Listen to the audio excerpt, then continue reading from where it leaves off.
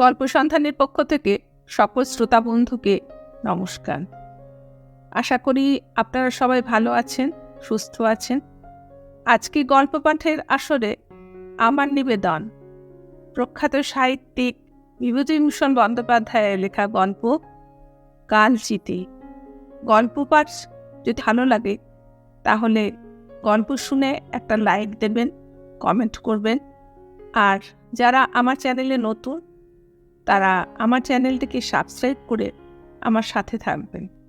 শুরু করছি আজকের গল্প কালচিতি।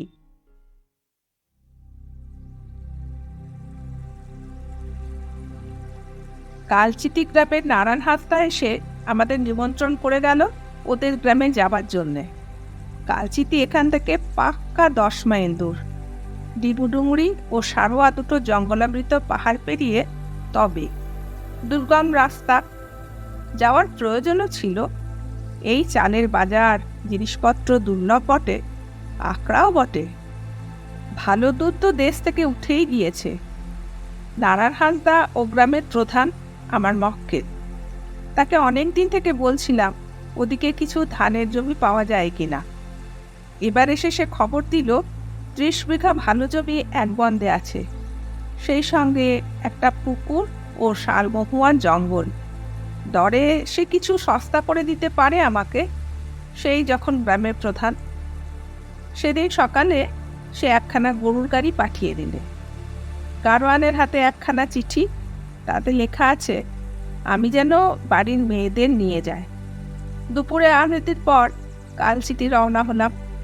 মাইল 2 গিয়ে টাউনের সীমা ছাড়ালাম। তারপর একটা ঝাঁটি শালচারার বন, সেও মাইল খানেক। তারপরেই পড়ল ডিবুডুঙুরি পাহাড়। পাহাড়ের উপর এঁকে বেঁকে গরুর গাড়ি উঠতে লাগলো। বেলা তখন 2টো, আদৌ রোদ নেই, মেঘ স্নিগ্ধ আকাশতল। অথচ সকাল থেকে বৃষ্টি নেই, শুধু ঠান্ডা হাওয়া বইছে। পাহাড়ের চড়াইয়ের বড় বড় শাল, করম, আসানের ছায়াবহুল জঙ্গল। একরকমের ছোট বাঁদর খেলা করে বেড়াচ্ছে ডালে ডালে। করম গাছের হলদে ফুলের পাপড়ি ঝরে পড়ছে পাষাণময় পথের ওপর, যেন কি ইচ্ছে করে ছড়িয়ে রেখেছে। আবার বহুদূর ঢালু পথে গরুর গাড়ি মন্থর গতিতে নামতে নামতে চলে। গাড়োয়ান মুখে বলছে, দৌড়িটা পারিয়া জল খাইব চ। কালের পাচন মারছে গরুর গায়ে। পাহাড় পার হয়ে ঢালু বিস্তীর্ণ পথটা যেখানে সমতভূমিতে এসে মিশেছে, সেখানে একটা পাহাড়ি নদী উপনরাশির উপর দিয়ে বয়ে চলেছে। পার্বত্য নদীর বন্ধুর তটভূমিতে দুপারে কুটজ কুসুমের শোভা। শিহরলতা অজগর সাপের মতো বড় বড় শাল গাছের গুঁড়িকে বেষ্টন করে ওপরের দিকে উঠেছে। কমপ্রিটাম লতার ছোট বড় ঝোপ একেবারে জল ছুঁয়ে আছে। পক্ষী কাকলি মুখর বড় সুন্দর স্নিগ্ধ উপত্যকাটি। যেন এখানে সংসারে কোনো গোলমাল নেই। রাজাকরদের উৎপাতের কথা শুনতে হয় না, ব্ল্যাক মার্কেটের সংবাদ পৌঁছায় না, মানুষের সঙ্গে বিবাদের বার্তা নেই এখানে। গাড়োয়ান বললে, না বাপু, জল খাওয়াই আলিব গরু 2 টাকা। আমরা গাড়ি থেকে নেমে একটু দূরে একটা বড় শিলাসনে বসতে যাচ্ছিলাম। গাড়োয়ান বললে, ও ওধারে যাবি না গিয়ে? কেন? ও ধারে ভালুক ঝরেছে, ভালুকটা বাইবে, গরুটা বাবে। ভালু? অতএব ধারে দিনের বেলা ভালুকের ভয়? মেয়েরা ভয় পেয়ে গেলেন। আমরা কাছেই বসলাম কিছুক্ষণ, তারপর আবার গাড়িতে উঠলাম। এবার কিছু দূর গিয়ে একটা বন্য গ্রাম পড়ল, নাম কারাডোবা। ঘর 20-22 মুন্ডা খ্রিস্টানের বাস। মকাই খেতে কাজ করছে মেয়েরা, বাঙালি মেয়ের মতো শাড়ি পরনে। একটি মুন্ডা যুবককে জিজ্ঞাসা করলাম, কি নাম আছে? পল। ও মেয়ের কি নাম? রত্নাকুই। একেবারে আধুনিক নাম, রত্না। খ্রিস্টান মিশনারিরা ওদের লেখাপড়া শিখিয়ে অনেকখানি বাইরের আলো দিয়েছে যে একথা অস্বীকার করার উপায় নেই। রাস্তার দুধারে অবস্থিত সারবন্দি ওদের বাঁশ খড়ের ছোট নিচু ঘরগুলির মেঝে ও দাওয়া এলামাটির রং করা, নিকানো মোছানো, দেওয়ালের বাইরে ধনেশ পাখির ছবি আঁকা, ভালুকের, পাহাড়ের ও ফুল গাছের ছবি আঁকা। ওদের ঘরের উঠোনে দাঁড়িয়ে ছেলে কোলে করে কৌতূহলের সঙ্গে বন্য মেয়েরা এক দৃষ্টে আমাদের গাড়ির দিকে তাকিয়ে আছে। একটা বৃদ্ধা গাড়োয়ানকে জিজ্ঞাসা করলে, কোথাকার গাড়ি বটে? কালচিতে। কে আসছে সঙ্গে? ডাক্তার বাবু বটে। ওই আবার নির্জন বনপথ, একেবারে নির্জন। সন্ধ্যার পর বন্য হস্তিযুথ এ পথে বর্ষার ধান খেতে নামে পাহাড় থেকে। পথের ধারে নরম মাটির বুকে তাদের পদচিহ্ন এঁকে। সাদা মেঘপুঞ্জ থলো থলো জমেছে দূর শৈলবালার শিখরে শিখরে। কালিদাসের দেশে সানুমান আম্রকুটের ছবি মনে জাগিয়ে দেয়। সঙ্গে একখানে মেঘদূত যদি আনতাম, তবে ওই বন্য কুটোর বৃক্ষের তলায় পাহাড়ি নদীর পাড়ে পাথরের ওপর পা ছড়িয়ে বসে এমন মেঘমধুর দিনের স্নিগ্ধ অপরাহ্নে সেই প্রাচীন ভারতবর্ষের সুখমন্তর দিনগুলির কথা পাঠ করতাম, আর শুনতাম ধনেশ পাখির ডাক, শুনতাম বন ময়ূরের কেকাধ্বনি। শহরের দোতলা ঘরে বৈদ্যুতিক বাতির তলায় কাব্য পড়ে কেবল প্রাণস্পন্দন কানে শুনতে পাবে না। অনেক দূর যাবার পর আর একটা গ্রাম পড়ল, নাম টেরাপানি। একেবারে সাঁওতালি নাম। যে জায়গা থেকে জল দূরে, বহু গৃহ সমাস। এই গ্রামটিও খুব বড় নয়, খুব বড় গ্রাম এই অঞ্চলে খুব একটা নেই। এই গ্রামে একটা দেখবার মতো জিনিস আছে, সেটা হচ্ছে একটা পাথরের চবুতারা, তার চারিদিকে পয়োগ প্রণালী। বহু পুরোনো আমলে এখানে নাকি প্রাণদণ্ডের আসামিদের শিরশ্ছেদ করা হতো, রক্ত গড়িয়ে পড়তো ওই পয়োগ প্রণালী দিয়ে। কে যে কার প্রাণদণ্ড দিত তা বোঝবার কোনো উপায় নেই। সম্ভবত পুরনো প্রাগ ব্রিটিশ যুগের কোনো বন্য রাজা। টেরাপানি ছাড়িয়ে দূরসী গিয়ে সারবা পাহাড়ের চড়াই শুরু হলো ক্রমোচ্চ বনপথের মধ্য দিয়ে। এই বর্ষাকালে ছোটখাটো ঝর্ণা কুলুকুলু রবে এদিক ওদিক থেকে সরবে নেমে আসছে। দ্রোণ ঘাসের ফুল ফুটেছে, যে ফুল তীরের মতো বিঁধে যায় কাপড়ে। এ পাহাড়ে বড় গাছ অনেক বেশি, চড়াইয়ের পথ দুর্গমতর, কিন্তু শোভা সবচেয়ে চমৎকার। উচ্চতা এত বেশি যে এখানে চড়াইয়ের মাথা থেকে বহু দূরে টাটানগরের ডালমা পাহাড় চোখে পড়ে। চারিধারে ঢেউ খানানো পাহাড় শ্রেণী, কোথাও উঁচু কোথাও নিচু। দূরে দূরে পাহাড়গুলো ঘন নীল, কালো মেঘের পটে ছবির মতো। একজন বুড়ো কাঠুরে লুদাম গাছের কাঠ কাটছে পাহাড়ের মাথায়, তার পরনে ইঞ্চি 2 চওড়া কাপড়ের কৌপিন মাত্র। জিজ্ঞাসা করা গেল, কি নাম রে? গানু সর্দার। বাড়ি কোথায়? টেরাপানি। তোর বয়স কত? কে জানি বটে। 50 হয়েছে? 50 হতে পারে, 30 হতে পারে। কি খেয়েছিস? নাই খাইল। তবু সন্ধ্যা চাল আর নুন, অর্থাৎ ভিজে চাল নুন দিয়ে খেয়েছে। এসব অন্য দেশে আটা ছাতু প্রভৃতি খাদ্য একেবারে অচল।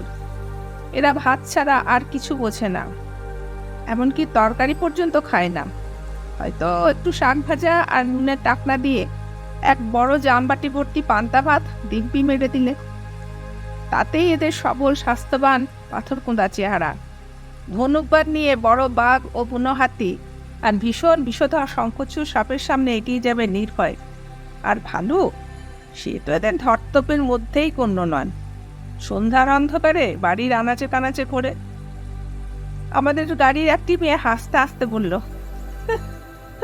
হ্যাঁ কেন সর্দার, তোমার বয়স 15-15 তো হয়েছে কি? তা হতে পারে বটে। তাহলে তোমার তো বড্ড বয়স হয়েছে। হ্যাঁ, রেন্টো বসলো চাই বাসাতে, তখন আমি কাড়াচড়া একঘেয়ে। তুমি আগুন দিলে কি?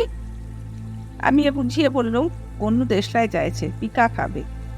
পিকা অর্থাৎ কাঁচা শাল পাতায় জড়ানো তামাকের পাতা, বিড়ির আকারের বটে, তবে আধ হাত লম্বা। বাজারের বিড়ি চেয়ে পিঠা খেতে অনেক ভালো লাগে। এইসব অন্য অঞ্চলের কোনো লোকই বাজারের তৈরি বিড়ি কিনে খায় না। জিজ্ঞাসা করলে বলে, ও দাঁত লাগছে রে। এবার সারোয়া পাহাড় থেকে পথ নামলো। ওই পথটা আগের পাহাড়ের উত্তরায়ণ মতো অতটা ঢালু নয়, অর্থাৎ রাস্তাটা দিয়ে আরোহী বোঝায় গরুর গাড়ি নিয়ে নামা একটু বিপজ্জনক। নামবার রাস্তায় এক পাশে খাদ বেশ গভীর। গরু যদি ভয় পেয়ে একটু এদিক ওদিক নিয়ে যায়, তবে এই খাদে আরোহীপূর্ণ গাড়ির সমাধি সুনিশ্চিত। ঢালু পথটা যেখানে সমতলে এসে মিলল, সেখানেই কালচিতি গ্রাম। অর্থাৎ সারোয়া পাহাড়ের এপারে টেরাপানি আর ওপারে কালচিতি, মাঝখানে পাহাড়টা দাঁড়িয়ে। এই গ্রামটা এদিকের মধ্যে বড়, অনেক ঘর লোকের বাস। এদের মধ্যে অনেক বাঙালি অধিবাসীও আছে। বাঙালি অধিবাসীদের পূর্বপুরুষ বহুকাল আগে বাঁকুড়া বা মেদিনীপুর জেলা থেকে এসে এখানে বাস করেছিল। এই বনাঞ্চলের পরিবেশের মধ্যেও এরা নিজেদের বৈশিষ্ট্য ঠিক বজায় রেখে চলেছে। আমরা নারায়ণ হাসদার বাড়ি গিয়ে উঠলাম। খড়ের বাড়ি, মাটির দেওয়াল, মাঝখানে বড় একটা চওড়া ঘর, তার চারপাশে কুঠুরি, শালকাঠের দরজা জানলা, কোথাও চুন সিমেন্টের বালাই নেই। নারায়ণ হাসদার মুখে শুনলাম এ ঘর অন্তত 70 বছর আগে তৈরি, অথচ মাঝে মাঝে নতুন ছাউনি দেওয়া ছাড়া অন্য বিশেষ কোনো খরচ নেই এর পিছনে। নারায়ণ হাসদার বাড়ির মেয়েরা এগিয়ে এসে গাড়ি থেকে আমাদের বাড়ির মেয়েদের নামিয়ে নিয়ে গেল। তাদের পরনে ফর্সা শাড়ি, গায়ে ব্লাউজ, এমনি বন্যগ্রামের মেয়েদের তুলনায় অনেক মার্জিত ও সভ্য। এদের কথাবার্তাও ভালো, খানিকটা এ অঞ্চলের বুলি ও টান থাকা সত্ত্বেও ভালো বাংলা বলেই মনে হয়। নারায়ণ হাসদা বাঙালি নয়, সাঁওতাল। ওদের বাড়িটি একটু বেশি ভালো। আসবাবপত্র অনেক রকম আছে, কারণ ও গ্রামের প্রধান। অবস্থাও ভালো। নারায়ণ হাসদার মা এসে বললে, ঠাকুরাই না আসছেন ঘরের মধ্যে? গরিবের খারাপ পায়ে দিচ্ছেন, পায়ে জাল দেন। আমি বাইরের ঘরে একটা চৌকির ওপর বসলাম। নারায়ণ হাসদার ভাই এসে তার উপর একটা ভালো শতরঞ্জি পেতে দিয়ে গেল। এতটা পাহাড়ি রাস্তায় এসে শরীর খুব ক্লান্ত হয়ে পড়েছিল। আমি গরুর গাড়িতে বেশি উঠিনি, হেঁটেই এসেছিলাম গরুর গাড়ির পাশে পাশে। বালতিতে ঠান্ডা জল ঝর্ণা থেকে তুলে নিয়ে এলো। হাত মুখ ধুয়ে ফেললাম, মাথাও ধুয়ে ফেললাম। শরীর স্নিগ্ধ হয়ে গেল। সারাদিনের পরে এখন হঠাৎ হলদে রোদ গাছপালার মাথায়, দূরে পাহাড়ের মাথায়। বনকুসুমের সুবাস ভরা অপরাহ্নটি বন্য বিহঙ্গে কলরাবের মুখর। ওদের বাড়ির সামনে মস্ত বড় কুসুম গাছ, তার তলায় কাঠের আস্ত গুড়ি চেরা ছালটের বেঞ্চি পাতা। সেখানটাতে গিয়ে বসলাম ঝিরঝিরে পাহাড়ি হাওয়ায়। গ্রামটি বেষ্টন করে দূরে দূরে নীল পাহাড় মালা। অরণ্যের শ্যামশোভা সারাওয়া পাহাড়ের সানুদেশে 2 ফার্লং দূরে পার্বত্য নদীর ধারে ধারে। এ যেন রূপকথার গা, যেখানে রূপকথার গায়ে জোনাকি জলা বনের ছায়ে দুলিছে দুটি পারুল কুঁড়ি, তাহারই মাঝে বাসা। শহর থেকে অনেক দূরে পাহাড়ি বনের ধারে শাল, আসান, মহুল গাছের ছায়ায় লুকানো আছে রূপকথার গ্রাম। জ্যোৎস্না রাত্রে বনের ফুলের সুবাসে এদের কুটিরের বাতাস মদির করে তোলে। বাঘ ভালুক উঁকি মারে আনাচে কানাচে। বনের ময়ূর নৃত্য করে এমনি বর্ষার দিনে কুসুম গাছের ডালে। নিস্তব্ধ, শান্তি ও নির্জনতায় ভরা দিনে এরা গান গিয়ে বেড়ায় গ্রামের মাঠে পথে। ঝর্ণার স্বচ্ছ জল তুলে আনে সুঠাম বনবধূরা। উচ্চি ফুল ফোটা পাষাণ পথ পেয়ে রিক্তবৃন্ত করবীর বাঁকা ডালে মাংসল বটের চাহা তিতির পাখি উড়ে এসে বসে। শহরের লোক এ গায়ে সন্তান খুঁজে পায় না। নারায়ণ হাসদার ভাই এসে বলল, বাবু সে আনিব কোথায়? ঘরে আসবেন? এখানেই ভালো, বেশ ফাঁকা জায়গা গাছের তলায়। পিঠা বানাবো বাবু, বিড়ি সিগারেট এখানে মেলে না। চমৎকার হবে, বানাও। ঘটিতে চা এলো, আর এলো তালের পরোটা, গরম ভাজা মুড়ি, তালের ক্ষীর, বর্তমান কলা আর শশার কুচি, নুন নেবু মাখানো। যা কিছু সবই এই গ্রামের, কেবল পরোটারাটা এসেছে বাইরে থেকে। অবশ্যই চা চিনিও। খাঁটি দুধের তৈরি তালের ক্ষীরটি অতি উপাদেয় হয়েছিল। নারায়ণ হাঁসদা বিনীতভাবে বললে, আমাদের স্কুল দেখবেন? আমার মেয়ে সেখানে মাস্টার। যাবেন? নিশ্চয়ই যাব। আমার জানা ছিল না নারায়ণ হাঁসদার কোন মেয়ে আবার স্কুল মাস্টার। বললাম, কিন্তু এখনো স্কুল খোলা আছে, বেলা তো বেশি নেই। আপনি দেখতে যাবেন বলে খোলা রাখা হয়েছে। সে কি, এতক্ষণ বলতে হয়? চলো চলো। অনেকটা কি এই গ্রামের প্রান্তের সময় ফাঁকা মাঠ ও বনের সামনে খড়ের স্কুল ঘর। সে এমন একটি স্বপ্নময় সুন্দর জায়গা যে মনে হলো এখানে মাস্টারি করা একটা সৌভাগ্য। স্কুলের মাঠের অল্প দূরেই নিবিড় অরণ্যভূমি শুরু। রাত্রে নাকি স্কুলের রোয়াকে ভালুক এসে বেড়ায়। জারুল ফুল ফুটে আছে অদূরবর্তী বনশীর্ষে। যে জারুল গাছ কত যত্ন করে কলকাতার রাস্তার ধারে মানুষ করা হচ্ছে। আমি স্কুলের মধ্যে ঢুকতেই ছাত্রছাত্রীরা উঠে দাঁড়ালো একসঙ্গে। নারায়ণ হাঁসদার মেয়ে নার্সদের মতো কাপড় পরে নিচু টুলে বসে ছাত্র পড়াচ্ছিল। 22-23 বছর বয়স হবে। কালো বটে, তবে কুচকুচে কালো না। চোখ দুটিতে সরলতা ও ঔৎসুক্যের দৃষ্টি।